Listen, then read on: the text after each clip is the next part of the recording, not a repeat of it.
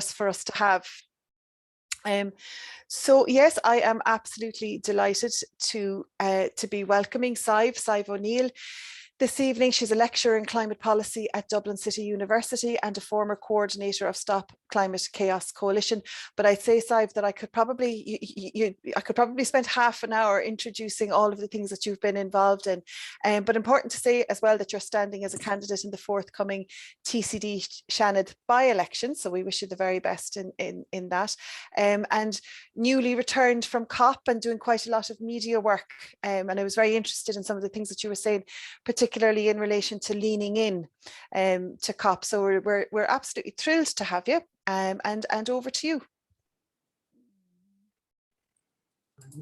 Thank you so much for that introduction, and I hope you don't mind me presenting with my hat on, because it's getting a little chilly here in DCU.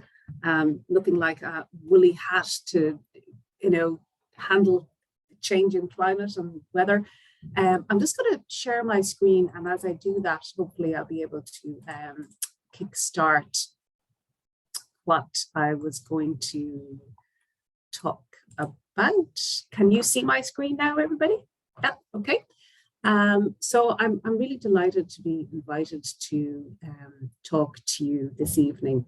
And I'm actually almost slightly intimidated at the wealth of interest and expertise all coming from one kind of community with such a range of interests and perspectives to bring to bear on climate action, which is of course exactly what we need.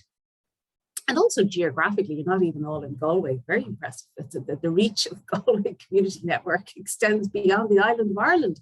So it's really, really exciting, and I'm really honoured to be here. So I'm saying that because I feel genuinely humble in your presence. And I hope that the slides I have here for you will really be useful in terms of framing our discussion. I'm not really trying to throw any particular analysis or opinion or demand for action in any particular way, because I thought, being a community organisation, that you are well able to consider these problems and challenges and dilemmas and opportunities, and figure out for yourselves what role you want to play in shaping the future. So I think I might deviate slightly from the order, and that's my own fault, just in the way I've organized my slides. And I'm going to talk to you first of all about the bill, including recapping a little bit about why the emphasis on the new climate bill was necessary and the implications that it has now as a result of the publication of carbon budgets. And then my slides go on to talk about the just transition piece, and then I come back to the climate action plan, and that's just like not me being not terribly organized. So, but I think they all kind of flow, in and out of each other in any case. And I propose to stop at a couple of strategic points so that we can have a discussion. Otherwise, I'll be just talking too much. And material here might be familiar to you. I'm not offering any particularly, shining new perspective on anything, but it's really just setting up a conversation that I think is really useful to have, especially at the level of PPNs and environmental networks, because you're going to be so much more engaged with climate policy than would have been the case in the past. So I'm going to just go on to talk a little bit about, in a way, this is just a justification for the emphasis that we in Stop Climate Chaos put on the need for a new climate law prior to the last general election. And it seems like a million years ago now, because 2020 just went in such an unusual direction with the outbreak of the pandemic and all of the things that followed. But if we hark back to the period leading up to the election, the climate advocacy organizations were campaigning for faster and fairer climate action, but also for a strengthened governance framework for climate action. And the reason for that was that the existing Act didn't have a quantitative target for greenhouse gas emission reductions. We didn't have what we considered a legally binding envelope. We had various directives, all right, specifying that we had to do certain things by 2020 and even by 2030, but it didn't cover the whole economy, and there was gaps, and it certainly didn't set out the kind of national conversation we need to have ourselves as we look to what share of the Paris Agreement goals we take on as a country. The other thing is, of course, that legislation is particularly important here. In the past, we have been dished out various policies and announcements and measures that would be implemented to achieve certain things. But it really, what was needed was a kind of economy-wide or sort of system, a framework, a legal framework for climate action with kind of careful definitions and obligations that were kind of interlinked and interconnected. And it's only when you have legislation that you're setting a longer term signal to the economy that climate change isn't something that's going to kind of be a roller coaster policy area. It's not going to be a boom and bust, which we did experience during the 2010 period, 2010 to 2020. In other words, emissions were rising with economic growth and declining during the recession. So to get a long-term perspective, you really need to have things carefully planned out in legislation. And of course, legislation, unlike policies, set out duties and responsibilities of government and makes them accountable, both in the courts and also within the Oireachtas. And there was a range of other issues as well. So harking back again to the existing framework that we inherited from the 2015 Act, which, if you remember, followed a series of efforts to introduce climate legislation around the time that the government fell in 2011 during the financial crash. And then when the new government took over, it was Fine Gael Labour government, they promised they would introduce new legislation, and that didn't come into effect until 2015. And at that point, the argument was still being made that Ireland was on its knees from the crash and that we couldn't afford to be taking on onerous obligations. So the Act didn't contain any particular targets when it was adopted. However, it did set out a sort of a very fluffy framework for climate action. It set out a national transition objective, but only with words, not numbers. And it required the minister to sort of make two plans, the National Mitigation Plan and the National Adaptation Plan. Importantly, it established a Climate Change Advisory Council, and it set out a reporting mechanism between the minister and the Oireachtas, and set out various other things, functions that the minister or various matters that the minister must take account of when performing his or her functions under the Act. So in a sense, it was an important step forward for Ireland. But as we know, emissions did not actually decrease following the 2015. And as the economy started to recover, emissions either flatlined or increased again slightly. And the reason for that, in terms of the analysis that many experts gave, including academics, legal experts, and also climate activists and organizations within Stop Climate Chaos, made the point that you can't expect the legislation to deliver climate action because the definitions and the targets were so weakly defined. And not only were they weakly defined, they weren't even aligned with the Paris Agreement. So there was a references in the Act to what government could have regard to, but it didn't actually specify that the government had to have regard to any targets or any commitments under the Paris Agreement. So there was a lot of weaknesses in it, and it was very much the focus of a lot of campaigning groups in the aftermath of the Act being introduced. Not least the decision by Friends of the Irish Environment to launch a legal challenge to the National Mitigation Plan on the grounds that it didn't satisfy the requirements of the 2015 Act to specify the manner in which the national transition objective would be achieved. So even though the Act was weak, and even though the national transition objective was defined weakly, even then it turned out that the plan that was produced by the then Minister, Denis Naughton, was still so poor that it failed to satisfy the legal requirements of the day, and it was eventually quashed in the Supreme Court in 2020. And that was a very significant moment, I think, in Irish climate policy, because it showed that citizens could successfully challenge inadequate climate policy, but also the campaign built up around the case also galvanized action. It drew people's attention to the failures in the legislation, and it very much set the stage for the kind of approach that would be taken eventually by the Green Party in particular as they went into government negotiations with Fianna Fáil and Fine Gael. Now, other parties supported these changes as well, but it was the Greens in their negotiations with Fianna Fáil and Fine Gael that really drove the changes that were then included in the programme for government. Now, I know I'm kind of going over history here, but I think it's just important to set up the context for the Climate Act. So you'll recall that the programme for government that was agreed in July 2020 committed to a 7% per annum reduction in overall greenhouse gas emissions, or 51% reduction over the decade. Now, what's really interesting here is that following the publication of the programme for government, all the focus was on the bits in the brackets, the 51% reduction, as opposed to the 7% reduction per annum. And some climate modelling experts in DCU here, Barry McMullen and Paul Price, have highlighted the fact that achieving a 7% per annum reduction is quite different numerically to setting a target to be achieved at the end of the decade.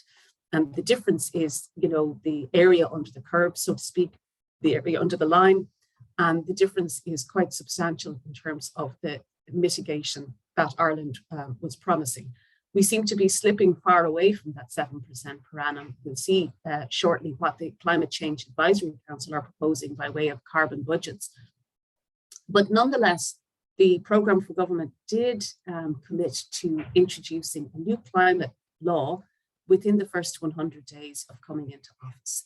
And that this law would set a budgeting mechanism similar to the UK Act that would define how much carbon can be emitted economy-wide in a 5-year period. And significantly, every sector was to be included. And there was a lot of debate about the role of agriculture, and still is. But I think it's something of a political success that agriculture was included clearly in this overall economy-wide target. Now, it did make sense to do that because agriculture is very clearly in the non-ETS side of the European directives. So it would make sense not to create some kind of third category. Nonetheless, there was a lot of lobbying done, and the agricultural lobby did succeed in inserting this particular language there around the distinct characteristics of biogenic methane, creating the impression, if nothing else, that agriculture would somehow be given favourable treatment. So I'm just going to race through a few of these slides here. You'll be familiar with many of these already. Anyone who's attended our Stop Climate Chaos webinars on the climate bill will be familiar with all of this. The critical thing is that the national climate objective is now framed in quantitative terms, so that we're aiming to achieve no later than by the end of the year 2050 climate neutrality. And that means that the Act is now making it clear that we have to pursue and achieve this goal as opposed to just set it and then wait and see what happens, which is pretty much what the 2015 Act. The fact that it's by no later than the end of the year 2050 certainly doesn't set 2050 as the kind of end point. And critically, some other good language around biodiversity and environmentally sustainable was kept in there in the definition. The obligations of the minister and the government are very much enhanced under the new Act. The government and the minister must carry out their functions, all of their functions in respect of climate action, in a manner that's consistent with the overall objective of the Paris Agreement, which is essentially the UNFCCC, which is to prevent dangerous climate change, and the Paris Agreement, which sets the temperature goals under Article 2. And critically, in Article 4 of the Paris Agreement, it sets out a kind of an understanding or expectation that the world as a whole will achieve net zero emissions by the middle of the second half of the century at the latest. But importantly, for our purpose, that means you're looking at setting a kind of quantitative limit on the amount of emissions. So we're not just talking about kind of fluffy language, we're talking about actual emission reductions in a manner that's consistent with the Paris Agreement. And while the legislation doesn't set out that Ireland must do its fair share, unlike the Scottish Act, it definitely points to a kind of quantitative reduction requirement. And critically, the minister shall, insofar as practical, perform his or her functions in a manner consistent with the most recently approved climate action plan and the most recently approved long-term climate action strategy. So there's a clear obligation on the minister and the government to adhere to the carbon budget programme and to adhere to the climate action plans. So the climate action plan is now set up not as a once every 5 years set of policies, but as a kind of a plan that's updated on an annual basis. And in conjunction with that, the climate action plan has to contribute to the achievement or the remaining within the carbon budgets that are proposed ultimately by the Climate Change Advisory Council and then adopted eventually by the Oireachtas. So the carbon budget programme is supposed to do two things. Firstly, it's supposed to set a quantitative emission ceiling for the whole economy, but that emission ceiling has to add up to the 51% target by 2030.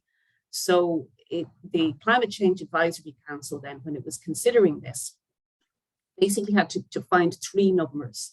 One for the first carbon budget, CB1, a second number for CB2, that's the years 2026 to 2030, and then a provisional carbon budget for the 5 years post 2030. And you can see there that they've come up with a kind of a sharing out of the overall mitigation effort between the two budget periods, 4.8% reduction in the first period, and then rising to an 8.3 reduction per annum, I should say, during the second period. And, you know, this is interesting because they didn't have an awful lot of room to maneuver here. Anybody with a calculator could have probably worked out what 51% was going to mean in terms of tons of CO2 equivalent. But it's the sharing out of the effort between the two budget periods that's really significant here. And even though 4.8 is a far cry from the 7% that was agreed in the programme for government, I think it's fair to say, based on the EPA emission trajectories, that it's still going to be very challenging for Ireland to achieve even 4.8. And that's supposed to be including 2021 as well. So emissions are not declining by that percentage this year. They've actually increased. So we're not on track. And some people will rightly ask, well, what happens if we miss the target? And there are some provisions for banking and borrowing in the Climate Act, but to be honest, I forgot to check them before this evening's webinar, so I can't for certain remember what they are. I've just come from a 3-hour-long climate simulation, so my brain is a bit addled, but certainly it will be extremely difficult. They certainly can't be erased, so any missed targets will simply be added in terms of stringency to the following years. And that is going to make the target even harder to reach. Now, what does this mean for emissions? Now, this is from the Climate Change Advisory Council's memo to government. So you can see there that the red dot refers to the 51% target by 2030. It's a little bit hard to make sense of this diagram because the colors aren't very sharp. And the brown line there, or the kind of, it's kind of brown, refers to 2018 emissions.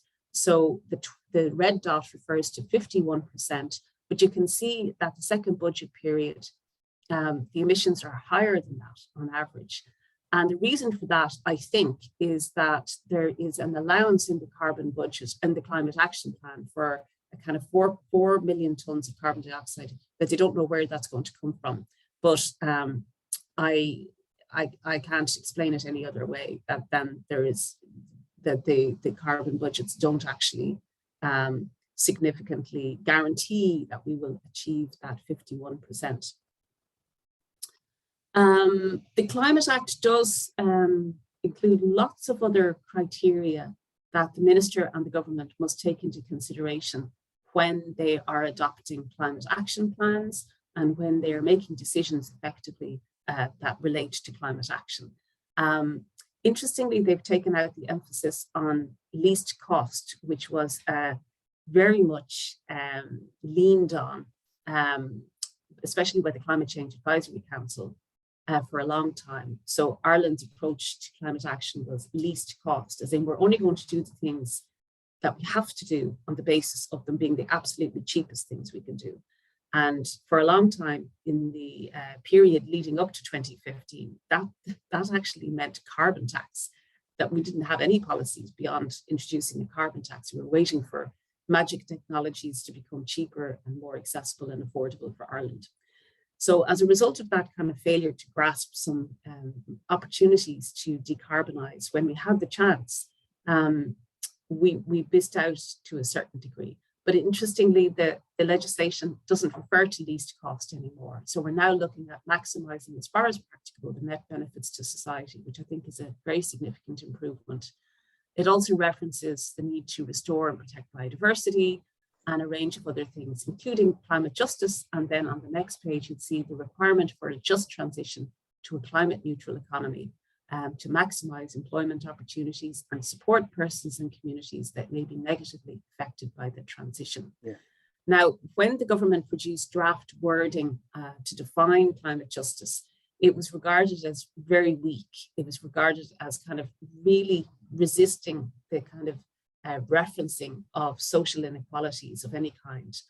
And as a result, at the last minute, Stop Climate Case, for one, and possibly other groups, put pressure on the government to just delete the definition altogether. So there's no definition in the Act of Climate Justice.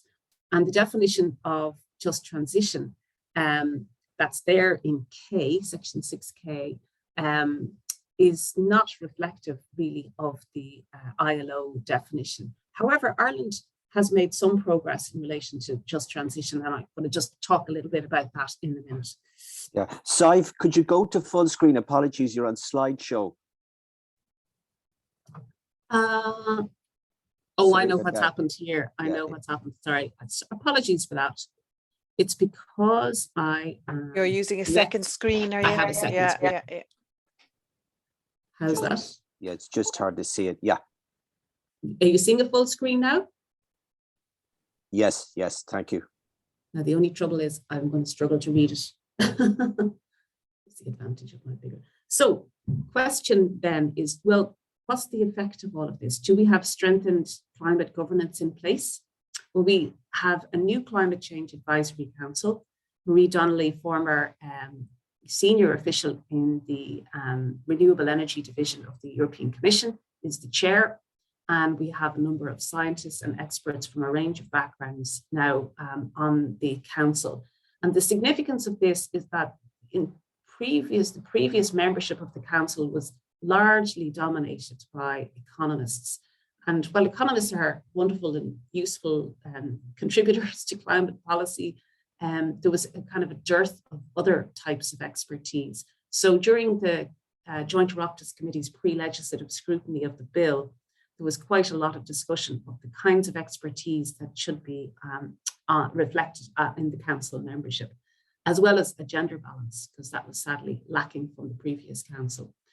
However, some worthy changes were made, but it's still the case that Met Éireann, Teagasc and the EPA still have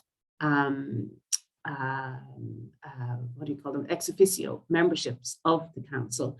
And I think the director of the EPA plays a particularly significant role there, because the EPA provides the secretariat to the Climate Change Advisory Council. It is still a very small outfit. It commissions research and it has a small secretariat. But I think we can expect to see the influence of the council grow, because it's not just about providing this once every 5 years carbon budget. They also are tasked with offering advice to the government on any aspect of government policy that they see fit. So there's also, in terms of this strengthening of the climate governance regime, we're now looking at annual updates to the Climate Action Plan. And because the plan has to be consistent with the budget programme, the carbon budget programme, and the overall 2030 target, it's going to become very clear quickly if measures in the Climate Action Plan aren't working, and that measures will have to be taken to correct them or to accelerate action in areas where progress is slow or weak. Every 10 years, there's going to be a long-term climate strategy, but that's really an EU requirement as much as anything else. And long-term thinking and planning and scenarios are very important in climate policy, because if we're just inching forward on a year-by-year basis, we might fail to appreciate the role that major disruptive technologies might have, in terms of, making big emission cuts. That's not to say we should postpone action, but just that we need to have a long-term vision, because a lot of these changes are going to be changes that are building up over time. So we won't be just doing transport measures in year one, and then we can sit back on our laurels and think transport's done. We're going to be doing transport constantly over the next 10, 15, 20 years. And it's important that we have a clear end goal in sight in that. And the carbon budget programme is, as I say, proposed by the Climate Change Advisory Council, 3 at a time, 5 years in each, but it's up to the Oireachtas to adopt them. Now, there's a kind of funny mechanism whereby if the Oireachtas doesn't like them, they go back to the government, and the government just adopts them anyway. So it's not exactly like the Oireachtas can really hold it up in any way. But it's nonetheless, the process is kind of owned by our democratic institutions and not just by the expert advisory body.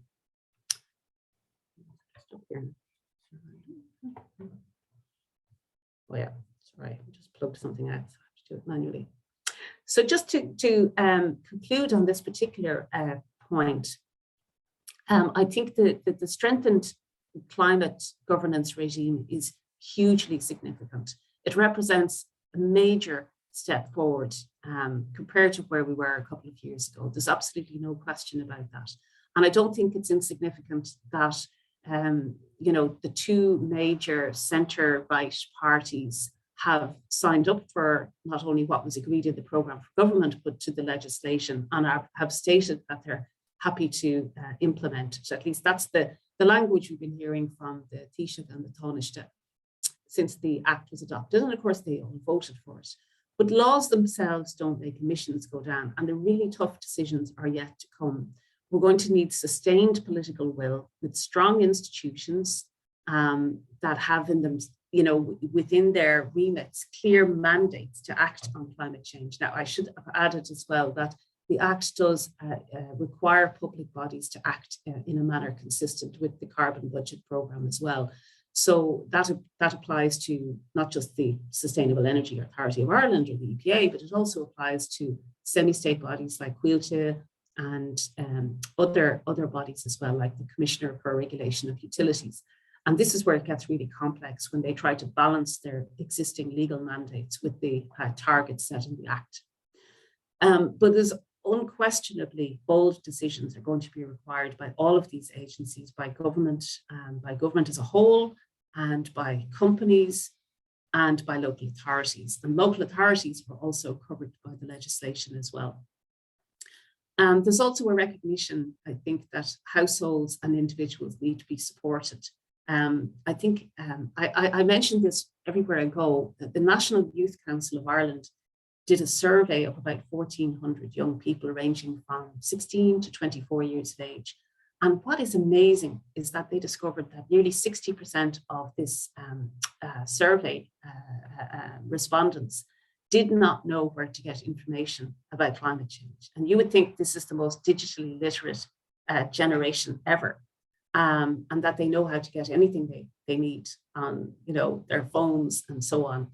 But in fact, information about climate change and climate action is not reaching people. It's not reaching people. They're either turned off by all the bad news and they feel disempowered by it, but all the kind of practical steps are not reaching people either.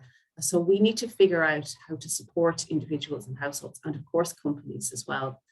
I think personally, we need a lot more by way of high profile, visible examples of what it's going to. We need champions, not just with words, but actually doing it. I was privileged to take part in a fantastic webinar on Saturday with the Clockjorgan Eco Village. And it's a long time since I visited there. In fact, it's probably about 4 or 5 years, but I just couldn't get over how much progress the community had made. And you can see it in the farm, you can see it in all the different little kind of organizations they've set up to do various things, that this is a shining example of what other communities could do. But we need to be showcasing these models. We need to be showcasing shared mobility solutions. We need to be showcasing green buildings. And if we don't see these examples in our communities, we have nothing to follow and we have everything to fear by change. So I think that, we as society, as citizens, are going to have to step up, and we have to get away from this kind of binary thinking that it's not individual change and it's all system change, because we're part of the system. We're part of our community systems. We're part of our family systems. We're part of our local economic systems. We're part of our national political discourse. So in whatever ways in which we connect with other people and with different systems, we all need to step up, and we all need to be much less afraid of speaking out and demanding climate action, and not being the ones sitting on the sidelines waiting for other people to do it first. So I would have some criticisms of the way government has gone about consultation. I think they're still failing to tap into, latent public need for more information and for more support and for easier and more affordable options in relation to a few things. The next thing I wanted to just get to was a discussion about the just transition. And this is, I'm not going to be adding anything that you don't already know here. It's really just a way of setting up a conversation that we need to have. I suppose there's a lot of debate about what a just transition means and what it refers to. For me, it speaks to the potential for economic and social disruption due to climate change on the one hand, and climate action policies on the other. So climate change is going to force people to have to relocate. We've seen some quite extraordinary examples of flooding and the potential for that to get much, much worse in Ireland. And certain communities, they have to relocate. And I think there is a question about justice here, because this is a cost that either private citizens will have to bear, or that we socialize in some way, or that's borne by, the insurance industry or whatever. And we need to have a debate about that.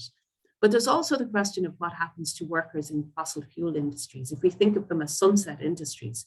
And some of them are in unionized settings, and many, many are not. I mean, for example, HGV drivers, you could argue, are in this category, as are heating oil distributors. Very often they're sole traders, and they're not unionized in any sense. So they're not in a position to negotiate a kind of a steady, transition out of what they're doing. It's quite difficult to see how these workers will transition. And that's just one set of examples.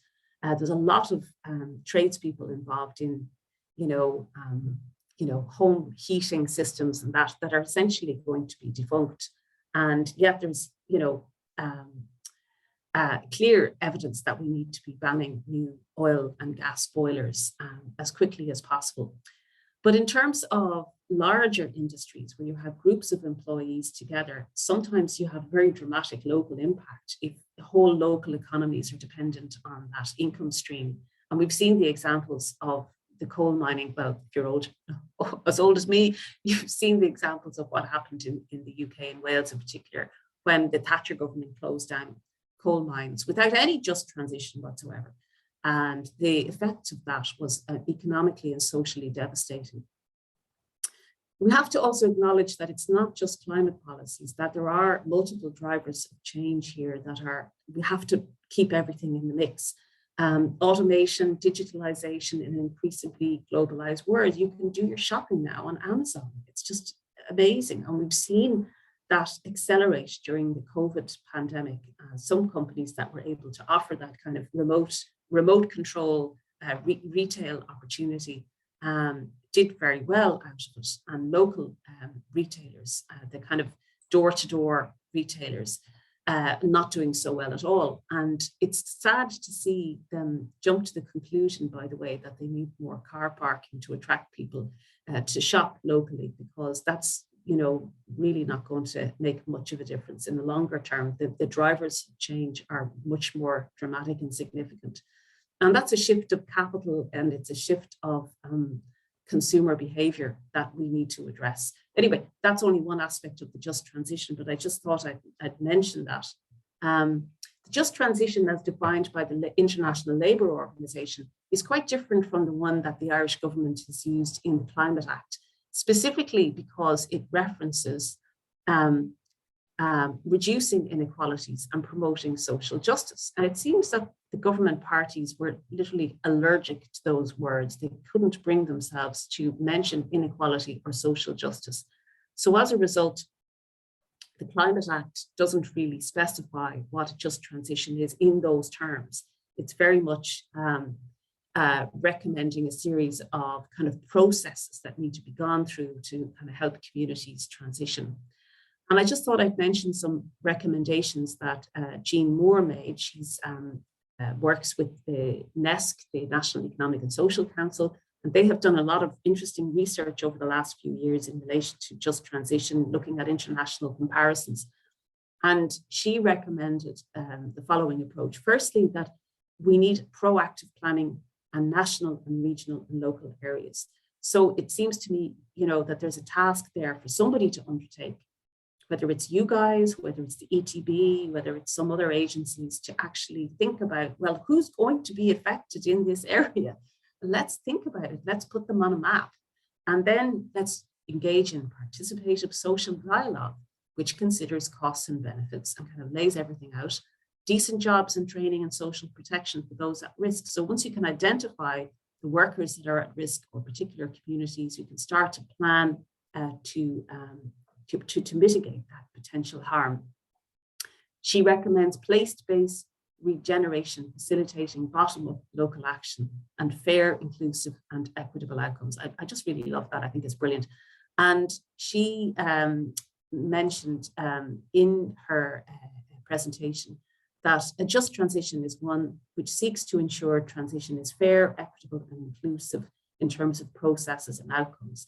So you can see here that the shift is not so much looking at particular groups of workers in particular industries, but integrating just transition as a kind of process, as a way of kind of equality proofing or equity proofing climate policies as they're being introduced. So that's kind of a shift in thinking, but it's not necessarily a bad thing. If you consider that many of the workers in the fossil fuel industry are employed by Bord na Móna and ESB, you could make the case that they're not so badly off in terms of representation, at least of their interests. So that the real task ahead of us is actually this work of kind of catching all the people who are going to fall through a net and making sure that we've planned properly to mitigate the effects. So one of the things the government did following the 2019 climate plan was to appoint Kieran Mulvey as a Just Transition Commissioner.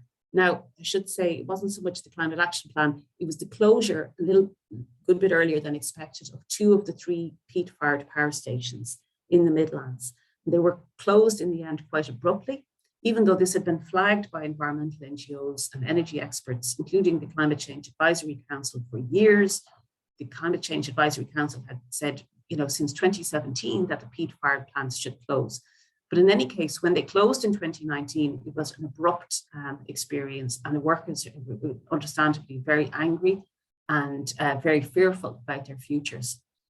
So the minister appointed Kieran Mulvey, who I think did a really quite brilliant job, actually. And also there was a Midlands regional coordination group between local authorities, education training boards, and they did a lot of work. The most recent one is there at the bottom. It's a very short kind of update that Kieran Mulvey presented to the government in July 2021. And the critical thing is that the government put money into this. So Bord na Móna is reinventing itself as a sustainable land management company. And they are now recipients of €108 million, most of which I understand is from the carbon tax, but also a significant amount is coming from the EU under the Just Recovery Fund. And the National Parks and Wildlife Scheme has also got some funding towards peatland restoration. So, it's a very abrupt shift from taking the peat out of the ground, that's bad for biodiversity and nature and carbon, and then burning it, which is even worse. And now we're actually trying to restore these bogs and stop any further carbon dioxide from being released, and restore the raised bogs in particular, which are vital habitats and stores of carbon. So this very rapid change in policy is very welcome, but it does make those of us, and many of you, been campaigning for the protection of bogs, really cheesed off that they didn't do it many years earlier. And we've lost so much of our natural habitat and our heritage, never mind the carbon, because we were so late in taking action. So if there's one thing we can learn from our climate action, since the mid-90s, is that the longer we leave it, the more abrupt these changes become, and the more expensive they become, and the more irreversible and irrecoverable losses we'll have to endure. So there's a few other bits there. That information is really from the government website, so I can leave it there. I'll give you these slides later anyway. But there are some interesting initiatives, and they're being led by Bord na Móna and the ESB. So, and we've seen there's another announcement, is it today, between Quilta and ESB, again, sort of reinventing themselves as land management, renewable energy. And the question is to what extent they can persuade us that that's A, worthy of government subsidy and subvention, and B, whether these developments are in the public interest and in the interests of environmental protection. And that remains to be seen. So just transition is in the new climate action plan. There's quite a detailed exposition of just transition principles, very much following the NESC recommendations. So it's very much a process rather than a kind of a bargaining sort of situation where workers sit down with the government and negotiate a kind of compromise deal in order to, close down certain fossil fuel industries. It seems as though that they don't think that's necessary because the ESB is already doing what it's doing and kind of migrating and morphing into a renewable energy company. As is Bord na Móna, and Quilta is doing its thing. So whatever about the environmental performance of these companies, it doesn't seem like the workers need necessarily be left high and dry. That's the reading I'm putting on this. So the focus is very much on broader issues to do with skilling up people in the economy to be able to tackle the retrofitting targets we have, which are incredibly onerous. We're going to need upwards of 25 to 30,000 skilled people working in this area, and to ensure that the costs and burdens of climate action are equitably borne. And that is a complex task in itself. Now, interestingly, the Climate Action Plan commits to establishing a Just Transition Commission.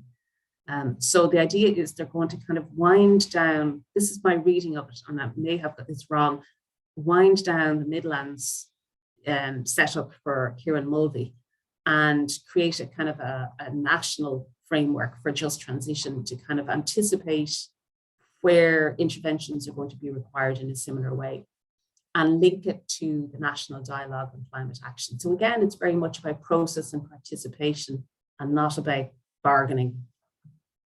But one thing I did pick up is that the climate action plan in relation to these things is kind of recycling previously announced initiatives. It's not really setting up anything new. For example, there was a commitment already in Acclimatize 2020 to set up a kind of a dialogue, multi-stakeholder dialogue with farmers and experts and NGOs and everybody.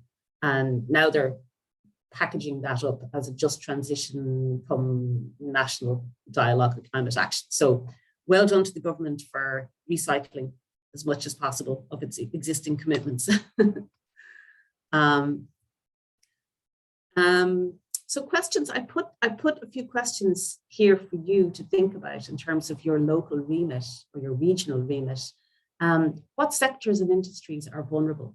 What needs to be wound down and what needs to be wound up is essentially, and are the same people going to do, the shift, or you're talking about generating new green jobs for new people, because that would seem to be unfair. What engagement do you have with local trade unions and people in different sectors and industries? I wonder, has any, PPN or SPC or engaged with these discussions in any kind of a serious way? What's the skills and training setup like in Galway? What's the stakeholder consultation like? Is it something that the PPN and the local authority committees are dealing with? And the other thing is, of course, what are the measures to tackle fuel and energy poverty in Galway? Are they effective? Are they working? Are people getting the kind of advice and subsidies that they need? Because there are measures. We know that there is funding and the government is throwing money at some aspects of this, but is it getting to the right people? Is it getting to the people who need it? So I think I was going to stop there.